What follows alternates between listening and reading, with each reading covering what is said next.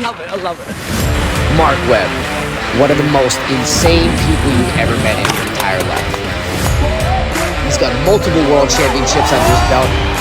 There's nothing this guy can't do on a BMX bike. And now, he's building some of the wildest cars and crashing them beyond their limits for your entertainment. So strap yourself in, enjoy the ride. You're watching The Webby Show. What is up, guys? Welcome back to The Webby Show YouTube channel. Today, I'm out here. I just want to explain a couple of things to you. So basically, the last time we used this car was obviously with JoJo's video. She took my car out and smashed it. She said the hydro wasn't working great. I know that. I know the hydro isn't great in this car. But the suspension was extremely bad at Pod. Now, don't get me wrong, Pod is a super bumpy track. It bounces you around like no tomorrow. So basically, everyone's caught wind of this, and Maxpeedingrod have sent me some coilovers to try. So they're meant to be fully adjustable, and I know some people rate them, some people don't, but I'm yet to find out myself. So they said chuck them on the car and try them and see what happens. So yeah, we're gonna get rid of these. Now, I don't know if you can see this, but these were a set of coilovers that I bought on eBay back when I was first getting into my MX-5s and stuff. And right there you can see that this is the coilover sleeve, and I cut it and slid it over a set of standard shocks and made standard shocks adjustable, for the simple fact that the coilovers that I bought lasted me a day before they had popped the seal, so, and they were just bouncing around everywhere. So I made my own coilovers. So yeah, this thing's been running on that like since then. So, and got the same up in there, same thing. So when I get it off in a second, I'm going to show you everything that I've done with that, because well, in some ways it's quite impressive, I think. I mean, a lot of people said that anyway. But when we were up at Anglesey, the car was handled so good on them, so it's a shame that they haven't quite got the travel on them, because they were working amazing. So anyway, I'm going to whip this wheel off and get the back of the car up in the air. Oh, also, I have moved premises. Me and my girlfriend have moved far away, and yeah, we're kind of like in the middle of absolute nowhere now, and I'm working on the back of the truck in this parking bay. So yeah, that's how it is.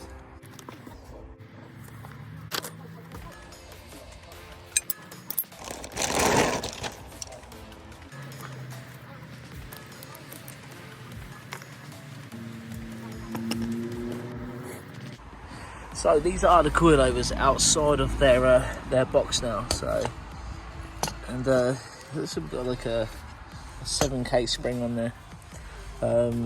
Yeah, the coilover slides down into the sleeve here as well. So it looks like it adjusts in all the places rather than the old school style where you just wind the spring up and down. So you've got like a preload and that, and by the looks of it, it's like it's got an adjustable dampener. So it'd be interesting to see how good that is. Literally gonna jack it up on the back of the truck here. Actually, probably shouldn't do that without undoing that ratchet strap. That could be a bit of an issue. Cool. Pull that wheel down.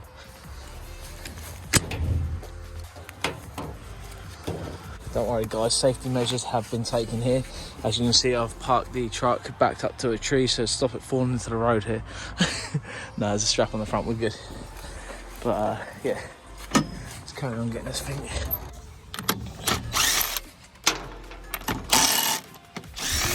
Obviously I've already cracked these off, but the tech gun just makes it faster. Shout out to Cheeseman, still lending me his wheels. Yeah, that's how we were looking. Look how sketchy they are. Tap riders. Giddy bow. Make sure the strap's actually good. Doesn't feel very tight, to be honest with you, but we've got these under here, so it shouldn't go anywhere. Hopefully not an eye. But I did hear a funny noise then, scared me a little bit. Right. Okay, so I've undone that 70mm bolt there. I've undone the two 40mm bolts in the top of the turret here. So we need a screwdriver.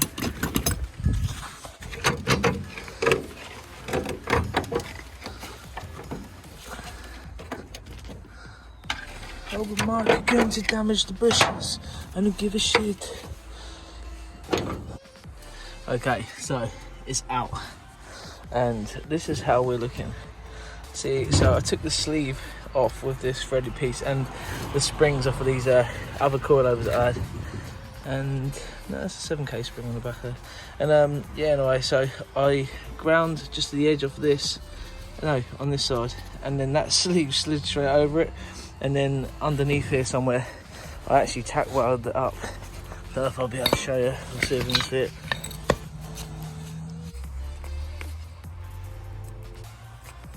So yeah, right there is a standard Mazda shock with this sleeve welded on it and the adjustable pieces that just literally tack welded it around there, trying to keep it cool while I was doing it. And yeah, and then I made myself a set of like coilovers, but I don't think it had a lot of travel because the suspension, the shock obviously is quite tall, so once you actually lowered it, it was close to the bump stops, but it had a real sturdy ride. And you know what, the shock is still really good, whereas the aftermarket thing blew straight away. So be interesting to see how these new ones hold out. But yeah, so you do it ghetto style. Right, let's get some of these new ones on there. Right, let's get the Maxpeedingrod ones on there. Let's go. Okay guys, so I just want to let you know right here that I just pulled everything apart. Well, I say pulled everything apart. I loosened everything right off all the way down to give me some travel on the shock here. And I've done this on purpose because I wanted to check out the travel on it and see what the shock was actually like. And you know, I heard a lot of people saying that, oh yeah, these don't change like the dampener shock on the actual shock. So I was like, okay, so thought I'd check it. So I wound everything off, like all the preload and everything. So we've got like a loose spring in there, so I can actually feel it. And if I turn this all the way to the left, which is loose, the shock will actually jump up and down like it's got no resistance on it. Like there's hardly anything there really resistance wise. It's very quick to go up and down. If I wind it all the way to the right, suddenly it's very slow coming back and slow going down. All the way to the left again. Watch how it comes up, nice and quick. All the way to the right.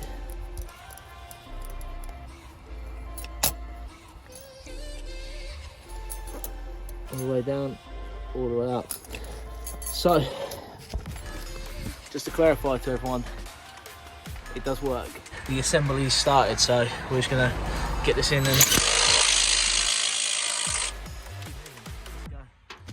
so guys, I ain't plan on boring you on this video, so that's basically it. That's how you chuck these bad boys in there. It's just the 2 bolts on the top of the turret there, and then the 170mm bolt there, and obviously adjusting your ride height, and then, you know, bang your wheel back on.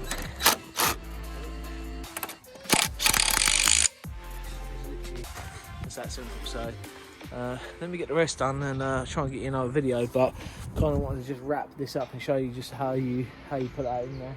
And before it gets dark, it's going to get dark and it's going to rain soon, so it's the standard piece up there that makes it a bit of a pain in the ass to get out, because it's got such a wide end on it there. This was the problem here, is that this bump stop starts all the way down here, and this one's like quite high up here, so it's actually level with the spring, and then this one's actually got a bit of travel. So there's about like, you know, 1.5 inches, 2 inches of travel on that one before it hits the bump stops, whereas this was actually almost sitting on the bump stop as it went. So, and that's because the standard shock is obviously, you know, a lot taller than the coilover that's made. So yeah, hopefully it'll be a lot softer ride. It'll be good.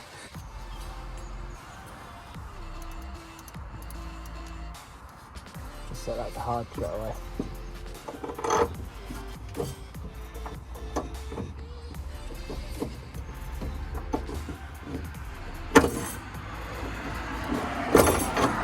Right, that's in there.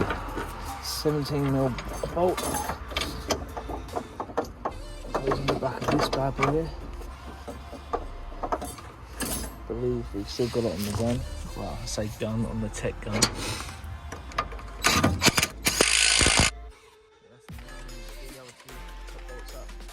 The cart there, and then that's this one on as well. Yeah, we're ready to chuck this wheel back on, and then yeah, then that's all the rear done.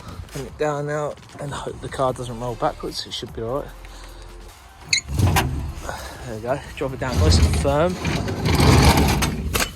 Get the jack down, and yeah, I mean she's sitting higher at the moment for sure, but obviously we need to roll it backwards and forwards and let it settle itself down. But yeah, they're on there. So okay guys, so we're on to the next one now. So as you can see, this is the bump stop right here, and obviously the car's not loading at the moment, so as it comes up, that is actually maxed out already. That's pretty much sitting on the bump stop all the time, which, like I said, on Anglesey race circuit it was fine because it's not bumpy, but pod bounced all over the show, so hopefully we'll have a little bit more trouble with these. So let's get them on there. So time consuming. Wish it was a bit easier. All bolted up. So we get onto the left one, and then after that we're going to be done. It's on it now, and we just gun up the wheel. But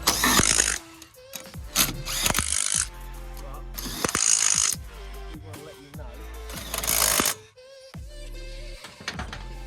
that we are actually still running some 8K springs that I ordered separately time ago. You can't see it up there, but it says 8K right there. 7K springs come with it standard, but I asked them for some 8K springs a while back to take the weight of the straight 6 up there. So yeah, there are 8K springs in front of us. Right, onto the other side. Yeah. Oh, missed it. Yeah. Right, now onto the other side.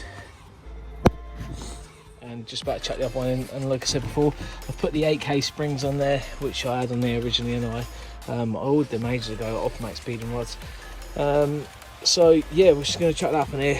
Just wanted to point out the annoying thing about changing the suspension on the front here, unless someone else knows a way of doing it that I don't know. It's a complete pain in the ass for me.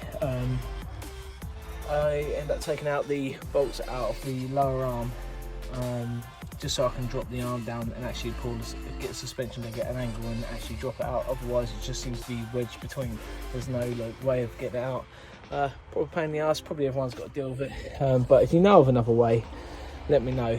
This arm is always a pain in the ass, is that big ass long bolt, so I don't bother with that one. I just drop the 2 back ones out, but you have to remember obviously where your bolts go and everything for your alignment, which this car's never really had a proper alignment anyway. So we're gonna wing it like we always do. So anyway, I'll be back when it's all back together. So guys, there we have it. The other one's on there now. Everything's all tight, ready to go. Yeah, it's just gonna chuck the wheel on, and that'll be it. We'll be done. Ooh, this thing needs painting again for sure. We'll get there. We'll get there. Okay, guys. So that is it. It is. It's all on there. We've got Maxpeedingrod coilovers fitted to the car, so obviously we let it down and see where we're at.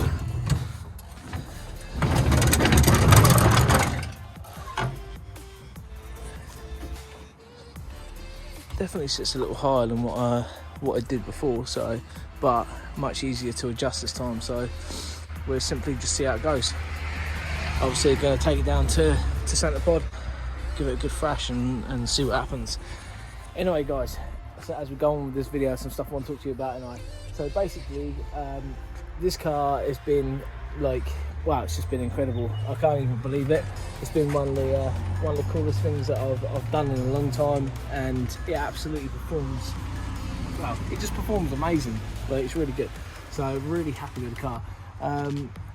There's been talks about going back to competitions and stuff, so if everything goes well with this car over this weekend, get a good test running with it, could potentially see me go back to BBC with it and see if we can basically, it's what I like to call pulling a Dan Furmanger.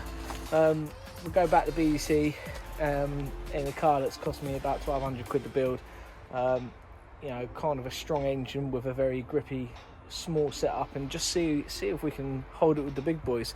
You know, I'm a little bit out of touch with the driving, but when I'm on my game I feel like I can hold my own, so quite excited. Definitely up for giving it a go and see how it goes. So freezing out here, I'm dying.